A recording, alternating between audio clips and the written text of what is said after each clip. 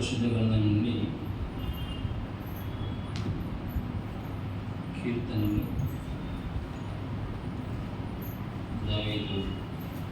కీర్తనకుడైన దావీదు రచించిన కీర్తనలు. మొదటి కీర్తన.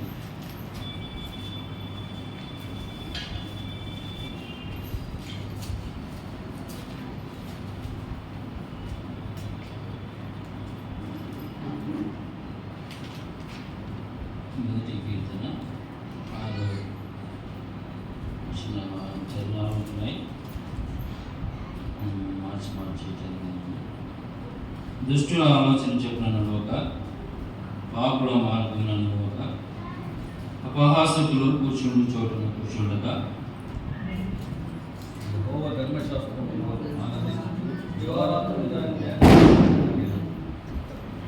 అతడు నీటి కాలువల ఎవరను నాటబడినదే, ఆకు వాడక తన కాలమందు ఫలమిచ్చి చెప్పుకోలేను. అతడు చేయనదంతయు సఫలము.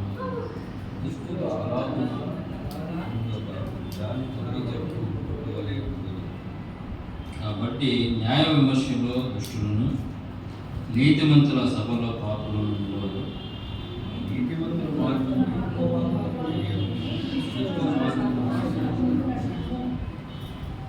చదువుకున్న లేఖన భాగము మనకు వెనుకలో దేవుడు జీవించి ఆశీర్వదించగా చిన్న ప్రార్థన చేసుకుని మనము యొక్క వాక్య భాగాన్ని మనం ధ్యానిద్దాం. మహాగణుడా, మహోన్నతుడా, మహారాజా, పరిశుద్ధుడా, పావనుడా, నీతిమంతుడా, నిష్కల్షణుడా, నిందారహితుడా, పాపులలో చేరుక ప్రత్యేకంగా అనువాడవైన గొప్ప తండ్రి, నిరంతరము స్తోత్రాలుడైన ఘనమైన నామాలను బట్టి లెక్కలైన స్థుతులు అనుకులైన ప్రేమించి మరొకసారి నాన్న మిమ్మల్ని ప్రభావ జ్ఞాపకం చేసుకుంటూ మరొక తరుణాన్ని మాకు అనుగ్రహించి ప్రభావ ఇంతవరకు మిమ్మల్ని జ్ఞాపకం చేసుకుంటూ ఇచ్చిన గొప్ప భాగ్యాన్ని బట్టి మీకు స్తోత్రాలు నాన్న. ఈ సమయంలో ప్రభావ చదవడం లేఖన భాగాన్ని నాన్న మా యొక్క వినికిడిలో నాన్న మీరే దీవించి ఆశీర్వదించండి. చేరొచ్చిన మా ప్రభా ఏ మాట అయితే అవసరం అవుతుంది నాన్న మీరే అందరి హృదయాలతో నాన్న మీరు మాట్లాడమని ప్రార్థిస్తున్నాను ప్రభా. మీరు ఈ చెవుని గ్రహించి మనసును నాన్న మాకు అనుగ్రహించండి. నా మాట ప్రభా వ్యర్థంగా విడిచిపెట్టక నాన్న మీ యొక్క హృదయాలను భద్రపరుచుకుని ప్రభా ధైర్యం జీవితంలో నెమరు వేసుకుంటూ వాక్యానుసారంగా నాన్న జీవించి మేము ప్రభా మహిమపరిచే భాగ్యాన్ని మా అందరికీ నాన్న మీరే దయచేస్తారని నమ్మి స్తుతిస్తూ మా ప్రభువును మీ ప్రియ కుమారుడైన యేసుక్రీస్తు ఘనమైన శ్రేష్టమైన నామమున స్తుతించి ప్రార్థించి అడిగి పొందించున్నాం తండ్రి. ఆమేన్. పిల్లరా, చదువుడిన ఈ యొక్క లేఖన భాగము మనం ఆలోచన చేసినప్పుడు కీర్తనకరుడు ఈ మాటలను లేదా ఈ కీర్తనలను రాస్తున్నట్టుగా మనందరము బాగా జరిగిన వారు. అది మొదటిగా ప్రథమ స్కందం అని రాయబడింది. మరియు మొదటి చరణంలో మనం చూస్తుంటున్నాము నడవడిక, మన యొక్క ప్రవర్తన ఏ విధంగా ఉండాలని భక్తుడు ఈ యొక్క కీర్తన రాసుకుంటున్నాడు. దుష్టుల ఆలోచన చెప్పున నడవక, పాపుల మార్గమున నిలవక, అపహాసకులు కూర్చుండు చోటును కూర్చుండక, యెహోవా ధర్మశాస్త్రమునందు ఆనందించుచు దేవారాత్రము దానిని ధ్యానించువాడు ధన్యుడు అని మనం చూస్తున్నాం. ఏమంటే దుష్టుల ఆలోచన చెప్పున నడవక, పాపుల మార్గమున నిలవక, అపహాసకులు కూర్చుండు చోటున కూర్చుండక. నడవక, నిలవక, కూర్చుండక ఏం చేయాలంట? దుష్టుల ఆలోచన చెప్పున నడవడానికి బదులుగా ఎవరి ఆలోచన చెప్పున నడవాలి? దేవుని ఆలోచన చెప్పున నడవాలి. దేవుని ధర్మశాస్త్రము ఏం చెప్తుందో దాని ప్రకారంగా నడవాలనేక అర్థం అండి. దుష్టుల ఆలోచన చెప్పున నడవక, పాపుల మార్గంలో నిలవక, అపహాస్య ఉండగా అని మనం చూసుకుంటున్నాము. మరి ఏ విధంగా ఉండాలనగా 2వ వచనము తెలియజేస్తుంది. యెహోవా ధర్మశాస్త్రమునందు ఆనందించుచు దివారాత్రము దానిని ధ్యానించువాడు ధన్యుడు అని చూస్తున్నాం. ఆ విధంగా ఉండక దేవుని చిత్తానుసారంగా ఉండడాన్ని బట్టి మరి దుష్టుల ఆలోచన చొప్పున నడిచే యొక్క సమయం అది ఎక్కడ నడవాలంట, లేదా దేనిలో మనం నడవాలంట అనగా దేవుని ధర్మశాస్త్రం నుండి మనము నడవాలి అని మనం చూసుకుంటున్నాం. నడిచిన వారు ఎవరంటే వారు తను ఆ ధర్మశాస్త్రంలో ఏ విధంగా నడవాలి అని అదే 2వ వచనంలో మరియు కీర్తనకారుడు తెలియజేస్తున్నాడు. ఏ విధంగా నడుచుకోవాలంట అదని సమయస్ఫూర్తిగా దానిని చదవడము కాదు కదా. కొంతమంది డ్యూటీకి వెళ్ళేటప్పుడు లేదా స్కూల్కి వెళ్ళేటప్పుడు ఏం చేస్తారు, క్యాలెండర్లో వచ్చినాన్ని చదువుకొని లేదా ఆత్మహత్యగా చదువుకొని వెళ్ళిపోతారు. ఆ విధంగా చెప్పడం అటువంటి వారు ధన్యులు కాదు. అదని ఎటువంటి వారు ధన్యులు అనగా యెహోవా ధర్మశాస్త్రమునందు ఆనందించుచు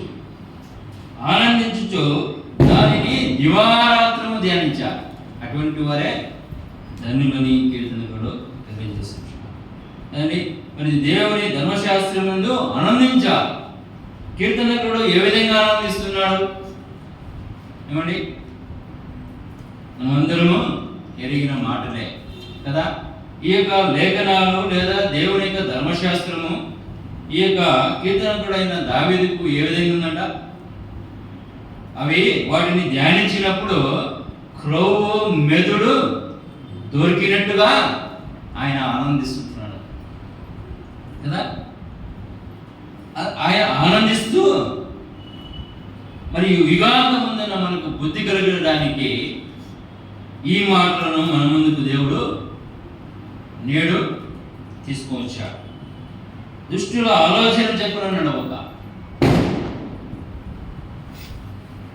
మరియు దేవుని ధర్మశాస్త్రమందు మనము నడవాలని, ఆయన చిత్తానుసారంగా మనం నడవాలని మరియు జ్ఞాపకం చేసుకుంటున్నాడు.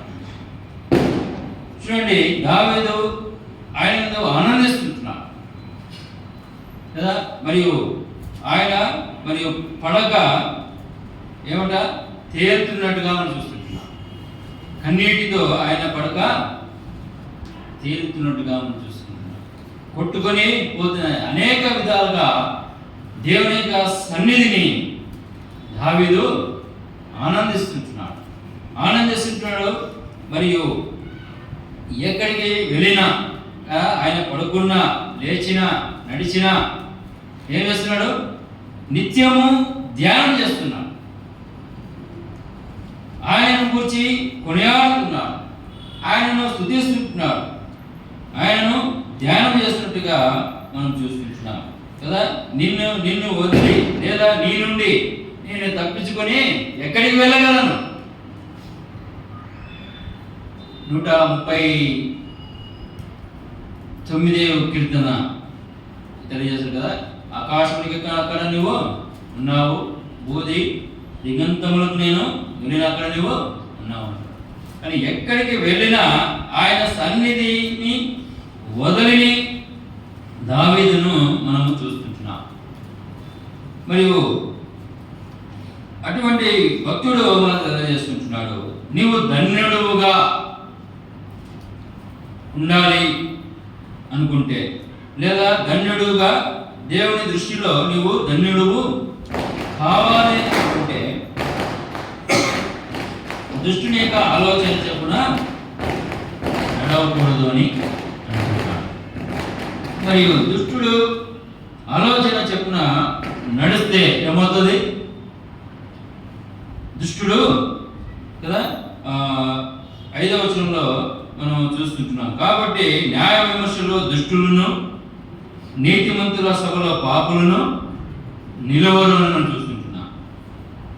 అదే 6వ వచనంలో నీతిమంతుల మార్గము యెహోవాకు తెలియను, దుష్టుల మార్గము నాశనమునకు నడుపునని చూస్తుంది. చూడండి, దుష్టుల ఆలోచన చెప్పున ఎందుకు నడవకూడదు అని పరిశుద్ధాత్మ దేవుడు లేఖనం ద్వారా తెలియజేసుకుంటున్నాడు. అనగా ఆ దుష్టుని యొక్క ఆలోచన అది చెడిపేది. అదండి, మరి కొరింథీయుల రాసిన పత్రికలో మనం చూస్తున్నాం, దుష్ట సాంగత్యము మంచి నడవని చెరుపునని మనం చూస్తుంటున్నాం.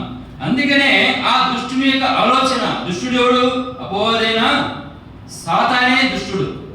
మరి వాని యొక్క దేహం లేదా వాని యొక్క ఆలోచన ఏదనగా ఎంత మట్టుకు మనను ఆ నాశనానికి నడపాలనేది, ఆ అగ్నిగుండానికి మనను ఆ అగ్నిగుండంలో పడవేయాలనేదే వాని యొక్క ఆలోచన. అందుకే వాని యొక్క ఆలోచన చెప్పిన నువ్వు నడవద్దు అని కీర్తనకారుడు ఈ యొక్క కీర్తన ద్వారా తెలియజేసుకుంటున్నాడు. ఆ విధంగా నడవనప్పుడే నీవు ధన్యుడవు. దుష్టుని యొక్క ఆలోచనకు వ్యతిరేకంగా నీవు దేవునికి లోబడి దేవుని చిత్తానుసారంగా నడిచినప్పుడే నీవు ధన్యుడవు అని అంటున్నాడు. అంతేకాకుండా మరి దేవుని చిత్తానుసారంగా కదండి దుష్టిని ఆలోచన చెప్పున నడవక అంటే మరియు ఏ విధంగా మనం నడవాలి? యోహాను సువార్తలో ఒక మాట తెలియజేస్తున్నాండి. 8:12 వచ్చిన 8వ అధ్యాయము 12 వచ్చిన.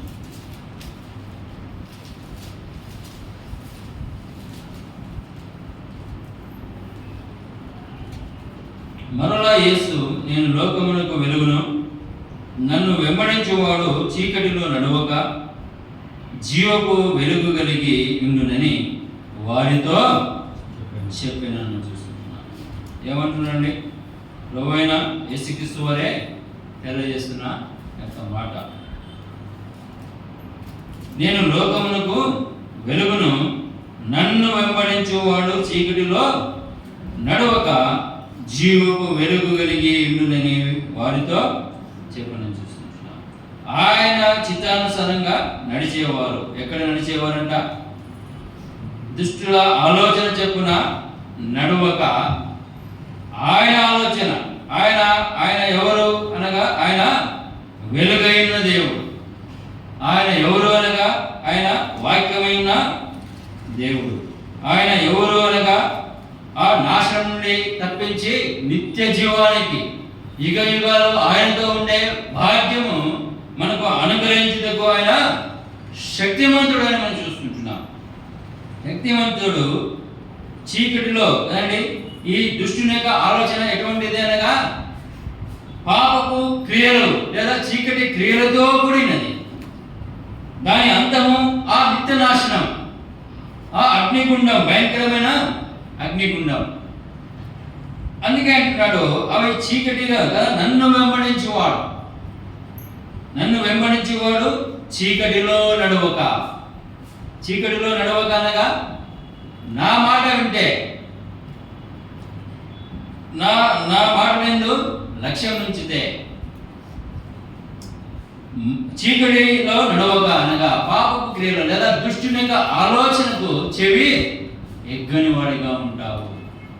నేను యాకోబు భక్తుడు రాశాడు కదా 4వ అధ్యాయం 7వ వచనంలో, కాబట్టి దేవునికి లోబడేటువంటి అపవాదిని ఎదురించి వాడు మీ దగ్గర నుండి పారిపోతాడు. ఆలోచన చెప్పడానికి మన దరిదాపులో వాడు ఉండడు.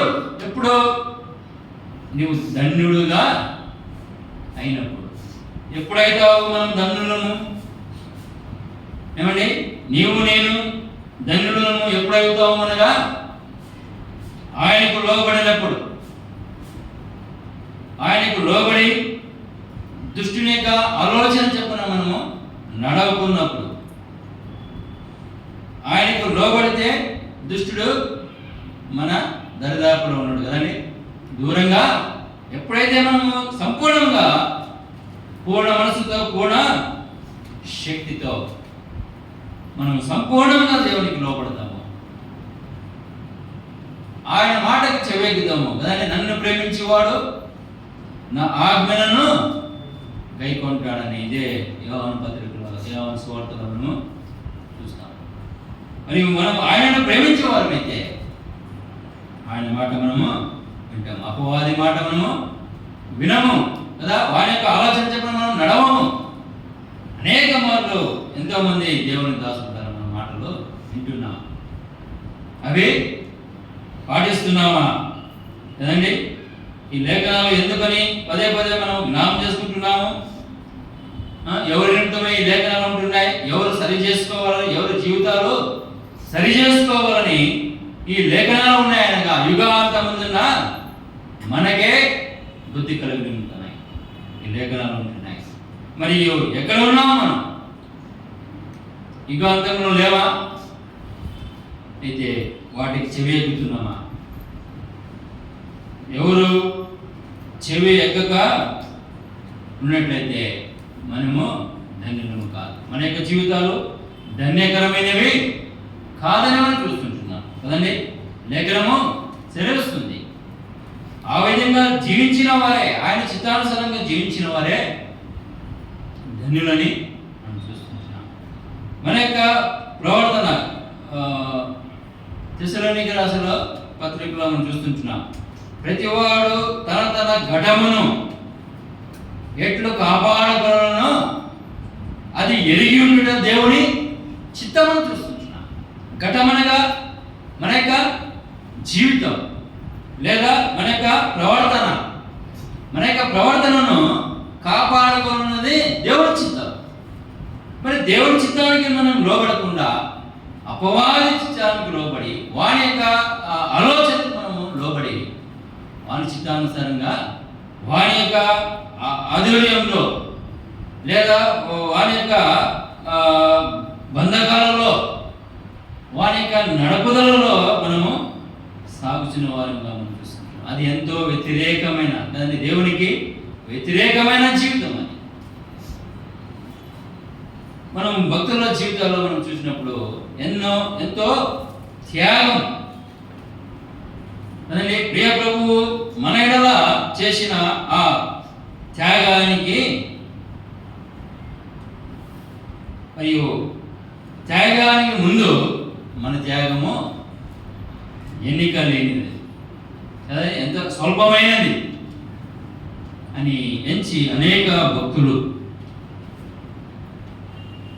మరియు త్యాగం చేశారండి. దేని నిమిత్తమైనగా?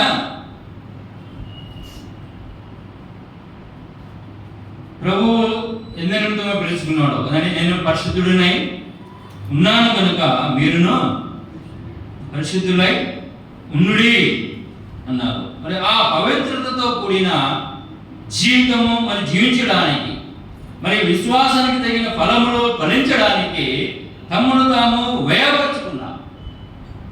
పౌలు చిన్నవాడా? ఏమని? ఎంతో గొప్పవాడు, ప్రవీణుడు మరియు ధనవంతుడు అయిన అటువంటి వాడు దేని నిమిత్తమై నష్టపరుచుకున్నాడు? దేని నిమిత్తమై వేగంగా పరిగెత్తుతున్నాడు? దేని నిమిత్తమై నడుస్తున్నాడు అనగా ముందున్న వాటి కొరకై, ఆ మహిమలో యుగయుగాలు ఆయనతో కూడా ఉండే ఆ గొప్ప భాగ్యము దేవుడి స్థానాన్ని వాగ్దానం చేశాడు. ఆ స్వాస్థ్యాన్ని పొందుకోవడానికి ఆయన నష్టముగా ఎంచుకున్నాడు, సమస్తాన్ని నష్టంగా ఎంచుకున్నాడు, సమస్తాన్ని దేవుడి నిమిత్తమై వ్యయపరుచుకున్నాడు. అందుకే కదా సవాలుతో కూడా కూడిన ఆ యొక్క మాటలు తెలియజేస్తున్నాడు. నా విశ్వాసాన్ని కాపాడుకుంటుని నా పరుగు తుదముట్టిస్తే నా కొరకై నీతి కిరీటం ఉంచబడి ఉన్నదని పౌలు సవాలు చేస్తున్నాడు. సవాళ్ళతో కూడా ఆయన సాక్ష్యాన్ని నేను ఈ విధంగా జీవించాను, మీ చేతనైతే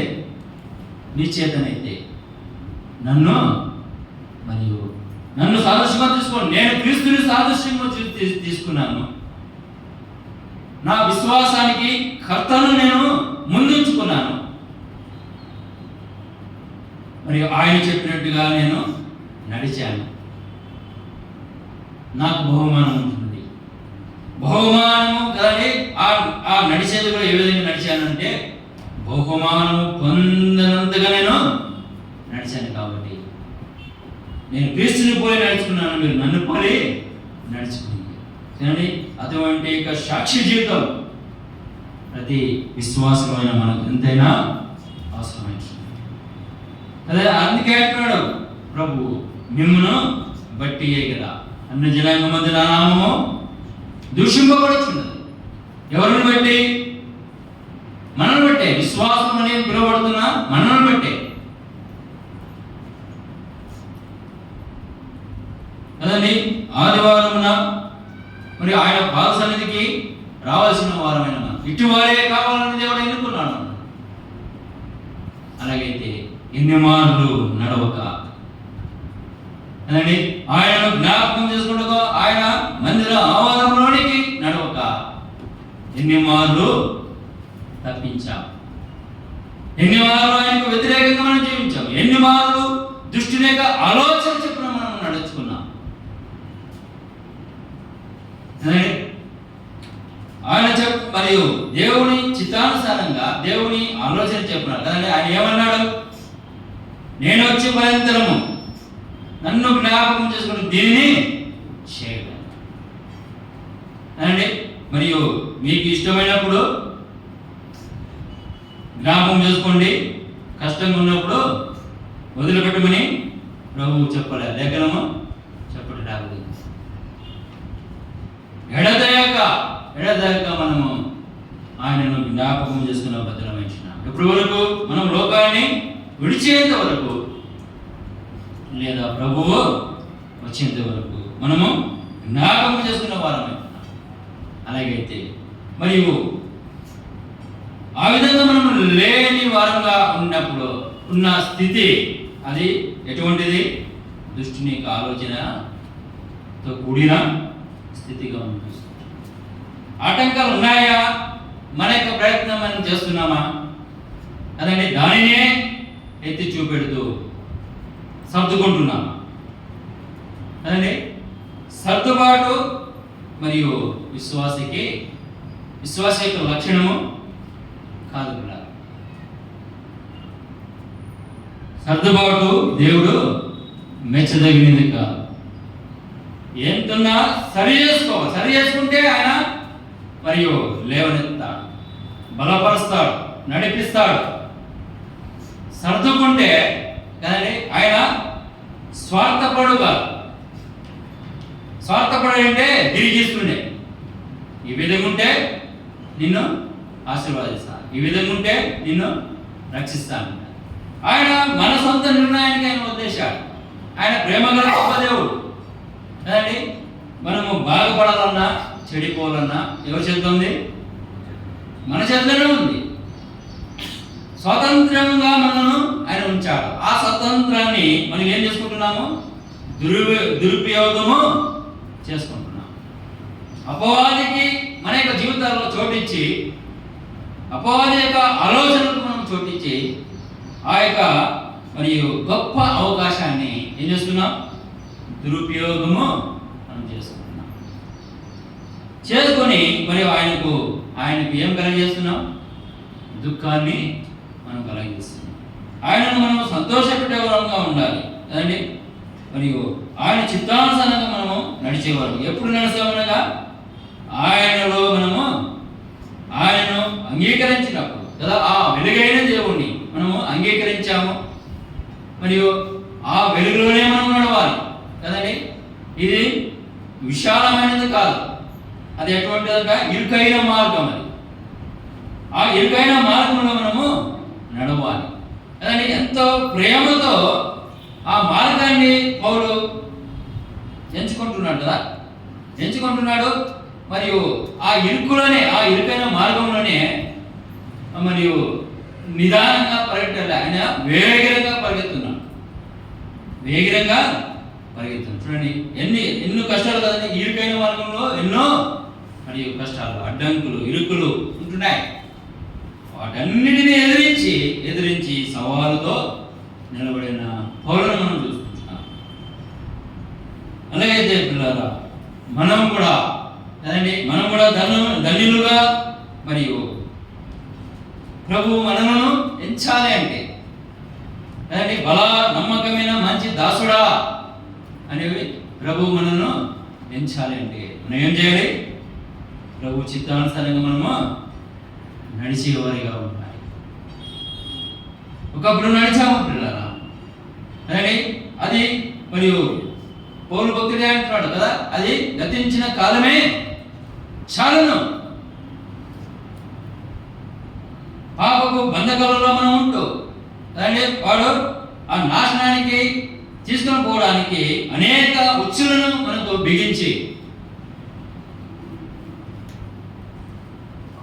దేవుని నుండి దూరంగా మనం చేసింటుండగా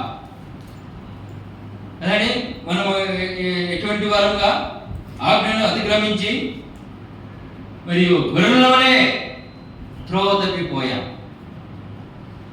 ఆయన యొక్క మార్గములను మనము తొలగిపోయాం. ఆయన యొక్క మార్గంలో మనను నడిపించడానికి, తొలగిపోయిన మార్గంలో మరలా మనను నడిపించడానికి ఆ దేవాది దేవుడు ఆ పరమ భాగ్యాన్ని, ఆ మహిమని విడి పాపలోకానికైనా ఆదరించిన వాడిగా మనం చూస్తుంటున్నాం. ఆయన దిగి వచ్చిన దేవుడిగా మనం చూస్తుంటున్నాం. ఆ తండ్రికి లోబడి మన నిమిత్తమై పాపలోకానికి ఆదరించిన దేవుడిగా మనం చూస్తుంటున్నాం. మన స్థానం ముందు ఆయన నిలిచిన దేవుడిగా మనము చూస్తుంటున్నాం. ఏమండి, మన నిమిత్తమై ఆ యొక్క యెరూషలేము ఎదురుగుండా ఆయన మనము దుష్టుల యొక్క ఆలోచన చెప్పున నడిచినందుకు ఆయన మన నిమిత్తమై ఆ యొక్క యెరూషలేము ఎదురుగుండా ఆయన సుడిబడి నడిచాడు. ఆ యొక్క గొలగతా గిరికి ఆయన ఎత్తైన ఆ కొండ మీదకి భారమైన యొక్క శిరోమ్రాలను ఆయన మోసుకొని వెళ్ళినవాడిగా మనం చూస్తుంటున్నాం. నిజముగా అరికాల ముందుకు నడినంత వరకు కొంచెమైనా వస్తున్నాయి మన నిమిత్తమై. ఆయన మన స్థానం మందు నిలిచి మన నిమిత్తమైన నడిచిన దేవునిగా మనం చూస్తున్నాం. అటువంటి మరియు గొప్ప దేవుడైన ప్రియ ప్రభువు మనలో ఆయన యుక్తకాలంలో తన ప్రేమను బయలుపరిచాడు. ఏ విధంగా నాశనానికి నడిచేవారిగా ఉంటుంది. ఎందుకు దుష్టిని ఆలోచన చెప్పున మనము నడుస్తూ ఆ యొక్క దుష్టిని యొక్క ఆలోచన ఎక్కడికి నడిపిస్తుందని మనం చూస్తున్నాం. ఆలోచనలో అది నాశనానికి వాని యొక్క ఆలోచనే అది. ఆ యొక్క భయంకరమైన అగ్నిగుండము ఎవరినగా దుష్టునికి వాని యొక్క అనుచరులుగా మనం చేసుకోవాలని వాని యొక్క ఆలోచన మనలో నింపి వాని యొక్క ఆలోచన చొప్పున మనను నడిపిస్తున్నట్టుగా మనం చూస్తున్నాం. ఆ నాశనం నుండి లేదా వాని యొక్క ఆలోచన నుండి మనం తప్పించి ప్రభు చిత్తానుసారంగా మనము మరియు నడవాలని దేవాది దేవుడు నన్ను తాను తగ్గించుకొని ఇక పాపలోకాన్ని కలుగంచి మననితమై ఆ యొక్క యెరూషలేము మీద కూడా ఆయన విడవబడ్డాడు. ఆయన వీపంతా నగేడి చాలా దున్నబడిస్తున్నది. ఆయన సుడిబడి మన నిమిత్తమై నడిచాడు. నడవలేక నడిచాడు. ఎత్తైనా కొండ మీదకైనా మరియు భారమైన శిలువను మోసుకొని కడకు పిల్లల 3 మేకుల మధ్యన ఆ శిలువకు ఎక్కువ అంటుకొట్టుబడిన ఒక దేవునిగా మనం చూస్తున్నాం. ఆయన కాలు చేతులలో మేకులు నడవాని చోట్లకు మనం నడిచినందుకై దుష్టుని యొక్క ఆలోచన చెప్పిన మనం నడిచినందుకై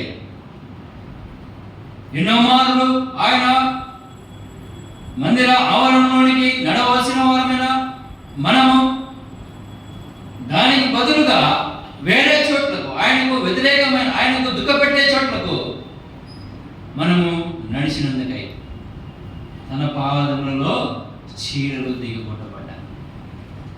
ఆ కలవరసలలో ఆయన యాతనను అనుభవించాడు.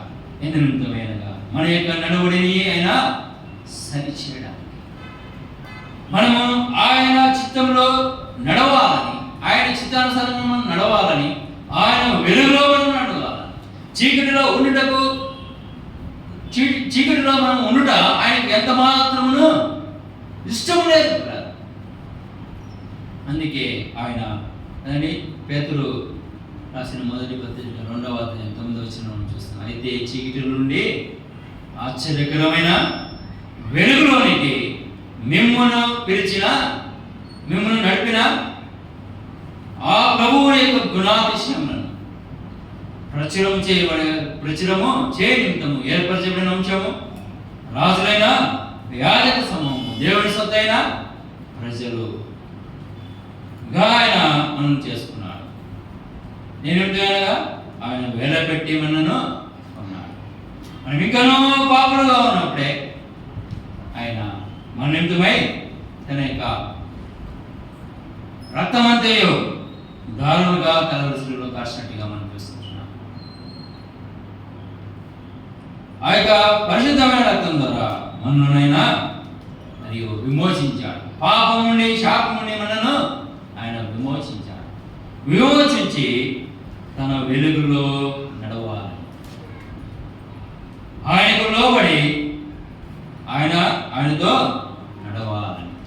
అదండి నాకు వేరుగా ఉండి యోహాను సువార్తలోనే 5వ అధ్యాయం మనం చూస్తాం. 7వ నాకు వేరుగా ఉండి మీరు ఏమియో చేయండి, నాతో కూడా ఉండి మీరు నడిచినట్లయితే.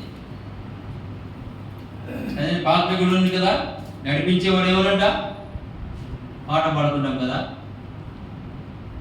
నడిపిస్తాడు నా దేవుడు శ్రమలోనైనా నన్ను విడువడు, నడిపిస్తాడు నా దేవుడు శ్రమలోనైనా నన్ను విడువడు. అడుగులు తడబడిన అలసటపై పడిన, అడుగులు తడబడిన అలసటపై పడిన, చేయి పట్టి వెన్ను తట్టి చక్కని ఆలోచన చెప్పి, చేయి పట్టి వెన్ను తట్టి చక్కని ఆలోచన చెప్పి నడిపిస్తాడు నా దేవుడు శ్రమలోనైనా నన్ను విడువడు, నడిపిస్తాడు నా దేవుడు శ్రమలోనైనా నన్ను విడువడు. ఎంతో అనుభవంతో కూడిన మరియు పాటను భక్తులు రాశారు. దాన్ని భక్తుల యొక్క జీవితంలో కూడా అటువంటి అనుభవమే మనము చూడగలం. దాని ఓలు అనేక మార్లు ఓడ బద్దలైపోయి మరియు ఖడ్గముతో కదా హింస పెట్టారు, కొరడాలతో కొట్టారు, చెరసాలలో వేశారు. మరి అటువంటి యొక్క మరియు కష్టాల నుండి, హింసల నుండి మరియు అడుగులు తడబడిన అలసట పైబడిన ఏం చేశాడు మన బలవంతుడైన దేవుడు? వెన్ను తట్టి మనల్ని బలపరుస్తాడు. బలవంతుని చేతిలో బాణములాగా మనల్ని ఆయన ఉంచుతాడు. అంతటి సమర్థుడైన మరియు ఆ విధంగా బలవంతులుగా మనం ఉండాలంటే ఏం చేయాలి? ఆ బలవంతునికి సంపూర్ణంగా మనము లోపరుచుకోవాలి. లేదా విధంగా కదా ఎన్ని మాటలు దేవుని మాటలు మనం వినినా అయ్యో పౌలు మనకు ఉదాహరణ. ఆ దమస్క మార్గంలో దేవుడు మాట్లాడాడు, సౌలా నువ్వు నన్నేలా హింసిస్తున్నావు అనగా దృష్టిని ఆలోచన చెప్పినా నీవు ఇంతవరకు నడుచుకుంటివి అని మనం అర్థం చేసుకోవాలి. ఎప్పుడైతే ఆ మాట సౌలు కదండి విన్నాడు, వెంటనే మారిపోయాడు కదండి. వెంటనే సౌలుగా ఉన్న ఆ యొక్క వ్యక్తి పౌలుగా మారిపోయాడు. దుష్టుని మరి సంబంధిగా ఉన్న ఆ యొక్క వ్యక్తి దేవుని సంబంధిగా మారిపోయాడు కదా. ఎవడైనా క్రీస్తునందు ఉన్నాడు వాడు నూతన సృష్టి అన్న రీతిగా నూతనముగా మారిపోయాడు. ఆ యొక్క దుష్ట క్రియలు, దుష్ట అలవాట్లు, దుష్ట ఆలోచన ఏమాత్రం కూడా కదా సమస్తము కృతవి అన్నట్టుగా పౌలు మనకు ఎంతో ఉదాహరణగా ఉంటుంది కదా. సమస్తము కృతగా ఉంటున్నాయి, మరి దేవుని చిత్తానుసారంగా నడుస్తున్నాడు. అలాగే మరి దావీదును మనం చూసుకుంటే అదండి, దావీదు కూడా మరియు త్రోవ తప్పాడు. ఇక్కడ యుద్ధానికి పోవలసిన వాడు ఏమండి తన సొంత ఆలోచన మేరకు ఆగిపోయాడు కదా. మనసులో కుట్ర కలిగించున్నాడు కదా, సొంత ఆలోచన కలిగి దేవునికి వ్యతిరేకమైన ఆలోచన కలిగించున్నాడు. దాన్ని బట్టి కదా దుష్టుడు చోటు చేసుకున్నాడు. ఒక మాటలో మనం చెప్పుకోవాలంటే దుష్టునికి చోటిచ్చాడు కదా. దుష్టుడు చేసుకోలే, దుష్టుడు ఎల్లప్పుడూ పొంచి ఉంటాడు కదా. ఎవరిని మృంగుదునా అని ఎల్లప్పుడూ పొంచి ఉంటాడు. వాని యొక్క పని అది. అటువంటప్పుడు మనమే వాడిని ఆహ్వానిస్తే వాడు వదిలిపెడతాడా? మనమే ఆహ్వానిస్తే సామాన్యంగా వదిలిపెట్టాడు. అది బహు భయంకరం అదండి. మనమే చోటిస్తే దేవుడు కూడా మనకు వ్యతిరేకి అవుతాడు. ఈ సంగతిని మనము జ్ఞాపకం ఉంచుకున్నాం. అపవాదిని ఎప్పుడైతే మనమే ఆహ్వానించి మన జీవితంలో వారికి చోటిస్తే ఆ సమయమున లేదా అటువంటి జీవితాలకు పట్ల దేవుడు కూడా చేయి వదిలేస్తాడు. ఎందుకంటే అప్పుడు దేవుడి కన్నా వాడిని గొప్పవారిగా ఎవరు చేశాము? మనమే చేశాము. దేవునికి లోబడితే వాడు మన దరిదాపుల్లో ఉండడని యాకోబు భక్తుడు తెలియజేస్తున్నాడు. అటువంటి అప్పుడు వాడిని మనము చోటు చేస్తాం. మనమే వాడిని ఆహ్వానిస్తే ఇంకా మనం కాపాడే నాదుడు దేవుడే చేయవదేస్తాడు. ఆ విధంగా అటువంటి ఘోరమైన స్థితిలోనికి మనం దిగిజారిపోకుండా కదా భక్తులు కదండి. ఎప్పుడైతే నాదాను ప్రవక్త వచ్చి ఒక ఉపమానం చెప్పి దావీదుకు తెలియజేశాడు అంటే బెస్తవ ఎదుట మరియు పాపము చేసినప్పుడు కదండి. ఎక్కడికి వెళ్ళవలసిన వాడు, యుద్ధానికి నడవలసిన వాడు ఎక్కడికి నడిచాడు? మిద్దె మీదకి నడిచాడు. మిద్దె మీద నడిచినప్పుడు అక్కడ మరియు ఆ ఆలోచన ద్వారా కదండి యుద్ధానికి వెళ్ళకూడదు అనే ఆలోచన ద్వారా దావీదు అపవాదికి చోటిచ్చాడు కదండి. అపవాది యొక్క ఆలోచనకు లోబడిన వాడిగా మనం చూస్తున్నాం. అందుకే ఆ ఘోరమైన దుష్కార్యం మరియు దేవునికి విరుద్ధముగా దావీదు చేశాడు. దీన్ని బట్టి ఆయన చిత్తానుసారంగా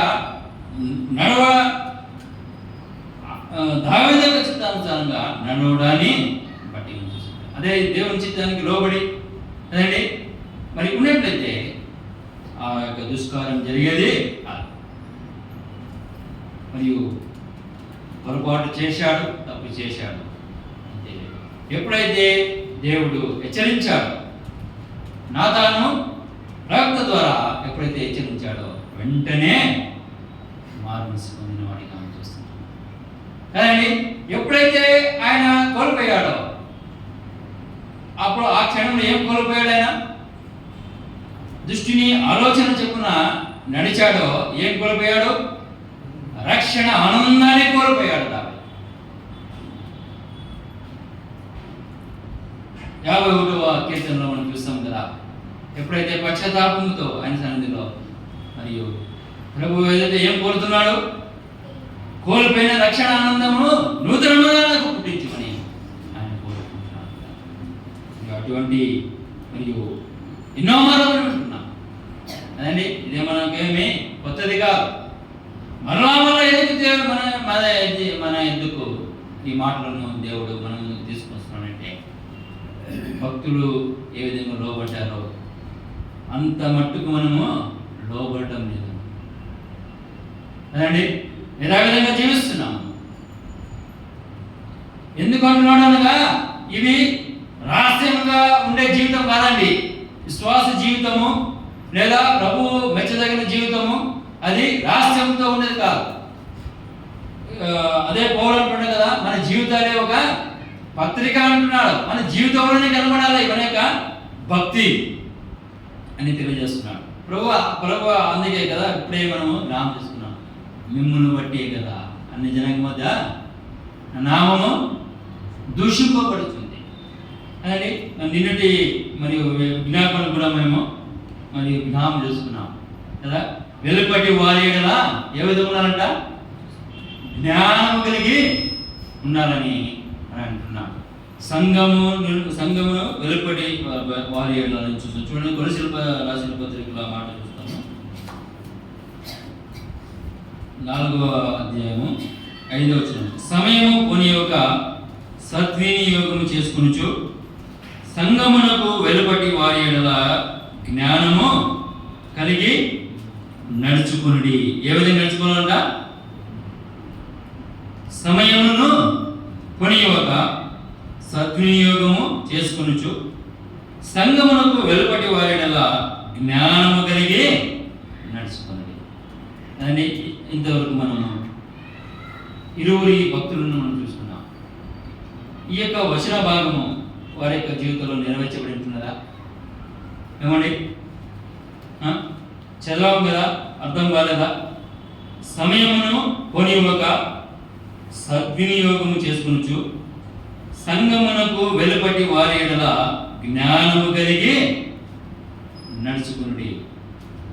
అండి, దావీదు నాతాను ప్రవక్త ఎప్పుడైతే దావీదు ఎద్దుకు వచ్చి మరియు తెలియజేశాడో, దాన్ని ఉపమానం తెలియజేసి అప్పుడు ఏమన్నాడు, దావీదు రౌద్రమైపోయాడు. అంటే దేని విషయమై? కేవలము ఒక గొర్రె పిల్లను సాదృశ్యంగా చెప్పాడు అంతే. గొర్రె పిల్ల సాదృశ్యం ఉంది, ఒకడు దానిని మరియు కషాయవాడిగా దానిని అతమార్చాడని ఒక ఉదాహరణ చెప్పాడంతే.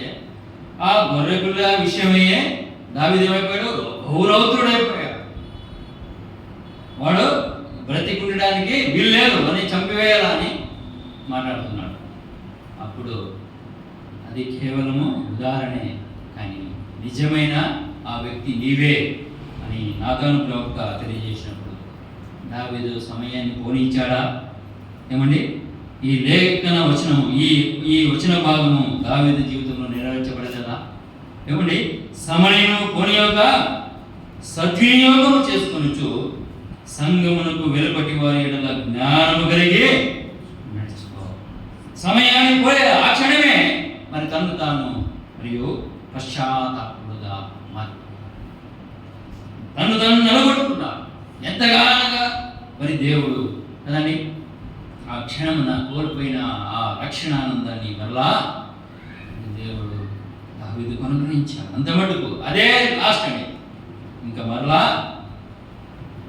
అజ్ఞానంతో నడుచుకోలేని దావీదు మనం చూస్తున్నాం కదా. ఈ మాట తూచా తప్పకుండా దావీదు యొక్క జీవితంలో నెరవేర్చబడుతున్నది అండి. వెలుపటి వారి సంఘమునకు వెలుపటి వారి ఎడల జ్ఞానం కలిగి నడుచుకునుడి అని మనం చూస్తున్నాం. ఆ విధంగా జ్ఞానం కలిగి నడుచుకునే దావీదు కదండి. అందుకనే అన్ని కీర్తనలను రాశాడు కదా. అందుకే మరి హృదయానుసారుడుగా మారిన దావీదుగా మనం చూస్తున్నాం. దీన్ని బట్టి అనగా మరియు సమయమును పోయిపోతాం కదండి. సమయమును వ్యర్థమైన వాటి తట్టు నడవకుండా దేవుని ఆలోచించు కదండి. దృష్టిని ఆలోచన చెప్పున నడవకుండా దేవుని ఆలోచన చెప్పున నడుస్తూ, దేవుని వాక్యం చెప్పున నడుస్తూ దేవుని వెలుగులో నడుస్తూ దేవుని మహిమపరిచిన వారిగా మనం చూస్తున్నాం. దేవుని సంతోషపెట్టిన వారిగా మనం నడుస్తుంటున్నాం. వారు మరియు దేవుని జ్ఞానంతో నడుస్తున్నారు కాబట్టి దాన్ని యుగాంతమున మనకు బుద్ధి కలుగుతుంది. దాన్ని సంగమునకు వెలుపటి వారి ఎడల జ్ఞానం కలిగి నడుచుకోండి.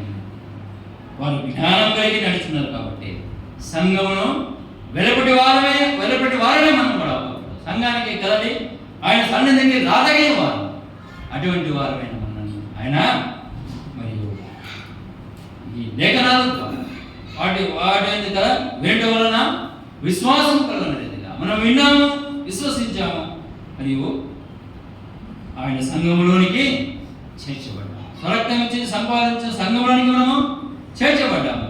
మరియు భక్తులను కూడా ఆ విధంగా ఆయన రక్షించి మరియు సంఘమునకు వెలుపటి వారి ఎదుట మీరు జ్ఞానం కలిగి నడుచుకోండి అన్నాడు. మరియు నిన్ను నన్ను కూడా ఆ దేవాది దేవుడు పిలిచాడు. ఎందుకు పిలిచాడు? లోకం నుండి మనల్ని వేరుగా చేశాడు. లోకముతో సాంగత్యము చేసి లేదా వారి యొక్క చిత్తానుసారంగా లేదా వారు నడిచినట్టుగా మనం కూడా నడవాలని కాదు. ఒకవేళ ఆ విధంగా నడిస్తే అదే దుష్టుని యొక్క ఆలోచన. అదే ఆ విధంగా నడిచాడు, పడిపోయాడు. మరలా దేవుడు అంటే పశ్చాత్తాప పడగా దేవుడు లేవనెత్తాడు. అప్పుడు నుండి మరి జ్ఞానంతోనే నడుచుకున్నాడు. దేవుని జ్ఞానంతోనే నడుచుకున్నట్టుగా మనం చూస్తున్నాం. అదేవిధంగా మరొక భక్తులు కూడా మనం గమనిస్తున్నాం. పోస్తుడైనా నమస్క మార్గంలో దేవుడు ఎప్పుడైతే పట్టుకున్నాడు, సమయాన్ని కొనిచ్చాడా? సమయమును కొనివలే వెంటనే పశ్చాత్తాపడయ్యాడు. అండ్ వెంటనే ఆ ప్రభువును అంగీకరించాడు. ఆ క్షణం నుండి జ్ఞానముగా నడుచుకున్నాడు. చూడండి, వెంటనే ఆ అపోస్తల కార్యంలో మనము చదువుకుంటే మనం ఎన్నో సంవత్సరాలు తరబడినా మనం దేవుని విశ్వాసం నుంచి అండి ఎప్పుడో మరియు ఒక్కొక్కరు ఒక్కొక్కసారిగా మనం తీర్మానము చేసుకొని ఉంటాం. ఏది ఉపవాసం ఉండేది. అయితే ఆ క్షణమనే 3 రోజులు ఉపవాసం ఉన్నట్టుగా లేఖనంలో మనం చూస్తాం. ఒక అన్యుడు కదా, దేవునికి వ్యతిరేకి. ఎప్పుడైతే దేవుడు మరియు మాట్లాడాడు నమస్క మార్గంలో, ఆ సమయాన్ని కదా వాయిదాలు వేయకుండా దేవుని మాటకు వీరు ఇంకా అనేకులు అలాగైతే అటువంటి ధన్యతను అనుగ్రహించడానికి దేవుడు వారిని పిలిచిన దేవుడు మనల్ని కూడా మరియు వారి కొరకే ప్రాణం పెట్టరా. అయితే మన కొరకే ప్రాణం పెట్టారు. మరి ప్రాణం పెట్టి మరి నన్ను ఆయన పిలుచుకున్నాడు. ఒకప్పుడు ఆయన సన్నిధికి రాతగిన వారు అటువంటి వారు మనను ఆయన మరియు ప్రాణం పెట్టి మనను ఆయన స్వరక్తం ఇచ్చిన సంఘంలో మనను చేర్చాడు. మరి చేర్చుంటుండగా మనం కూడా ఏ విధంగా నడుచుకోవాలి? ఏమండి, సమయాన్ని కొనివ్వకూడదు. ఏమండి, ఎన్ని మార్లు ఆయన వ్యతిరేకంగా మనం జీవించాం. అది దృష్టిని ఆలోచనని మనము ఇంతవరకు దేవుడు మన ముందుకు తీసుకొచ్చాడు. మరియు భక్తులు సమయాన్ని పోయేవాళ్ళ కదా, వెంటనే లోపడ్డారు. మరి అటువంటిప్పుడు మరి ప్రాణం పెట్టి మనను రక్షించాడు, ఈ విధంగా జీవించమంటున్నాడు. మరి మనం ఎందుకు వాయిదాలు వేస్తున్నాం? మనం ఎందుకు మన యొక్క జీవితాలను సరి చేసుకుంటాము? లేదు, సరి చేసుకోకపోతే కదండి మనమే మోసపుచ్చుకుంటున్నాం కదండి. మనం ధన్యులం కాదు, ఊరికి వెలుటి వారేదట చెప్పుకుంటున్నామేమో. సంఘమునికి వెలుపటి వారేగా వారికి ఏమి తెలియదు. వారేదట ఊరికే వేషధారణ జీవితం మనం జీవిస్తున్నాం. ఆ విధంగా కాదు. ఆయన చిత్తానుసారంగా మనం జీవించేవారమైతే ఆయన ఆలోచనకు ప్రతి ఆలోచనకు మనము లోడైన వారిగా ఉండాలి. ప్రవర్తనను కదా భక్తులు ఏ విధంగా వెంటనే వాయిదాలు వేయకుండా, సమయాన్ని కొనియవ్వకుండా దానిని సద్వినియోగం చేసుకున్నారు. ఏమవుతుందిలే కదా, ఇన్ని రోజులు ఎట్లే జీవించాను కదా, ఏమవుతుందిలే అని వాయిదాలు వేస్తే, లేదా నిర్లక్ష్యము చూపితే మనమే మోసపుచ్చుకునే వారు. ఒకవేళ దావీదే ఆ క్షణమున కదండి సమయాన్ని కదా వాయిదాలు వేసి సమయాన్ని అని పోనిచ్చింటే లేఖనాల్లో ఉండేవాడా కాదు కదండి. అన్నాడు ఇశ్రాయేలు ప్రజలు ఏ విధంగా రాలిపోయారో ఆ విధంగా రాలిపోయారు. దేవుని హృదయానుసారులుగా ఉండాలంటే అది గొప్ప కదా అసమస్య సంగతి కాదు. అంతగా నడుపుకున్నారు, అంతగా జ్ఞానంతో నడుచుకున్నారు. అటువంటి వారిని కదండి మరియు వారిని ప్రేమించిన దేవుడు వారికంటే అధికంగా మనల్ని ప్రేమించాడు. మన కొరికి ప్రాణమే పెట్టాడు. మరియు మనం ఎందుకు వాయిదాలు వేస్తున్నాం, మనం ఎందుకు యథావిధంగా కదండి పోయిన వారం వచ్చాము ఆయన పాద సన్నిధికి ఆయన జ్ఞాపకం చేసుకోవడానికి అంటే మరలా వెళ్ళిపోయాము. సోమవారం నుండి నిన్నటి వరకు ఏ విధంగా జీవించాము మనము ప్రశ్న వేసుకుందాం. ఆయన చిత్తానుసారంగా నడిచిన వారైతే ఆయన పిల్లలను కదా మనము ధన్యులము. అంతేకాకుండా కింద వచ్చిన మనం చదువుకున్నాం కదా ఏ విధంగా ఉంటాడంట, ఆకువాడక తన కాలం ముందు పరమిచ్చి చెట్టు వలె ఉంటాడు అని చెప్తూ అతడు చేయునంతయో మనం చేయనది కదా పట్టిందల్లా ఏం కావాలంట, బంగారు కావాలంట కదా. ఆ వాగ్దానము ఎవరికి ఇచ్చాడు, అబ్రాహాముకి ఇచ్చాడు కదా. నీవు ఏ స్థలంకి నీవు ఎక్కడ అడుగు పెడతావో అది నీకు ఇస్తాను, నీ అడుగు పెట్టిన ప్రతి స్థలము నీదవునని అంటాడు. అదేవిధంగా ప్రతి ఒక్క విశ్వాసకి దేవుడు వాగ్దానం చేస్తుంది. ఆయనపై ఆధారపడితే, ఆయన చిత్తానుసారం నడిస్తే కదా ఏది అనుకుంటావో అదే మన సొంతం కదండి. ఏది అనుకుంటామో మనం అది మన సొంతం.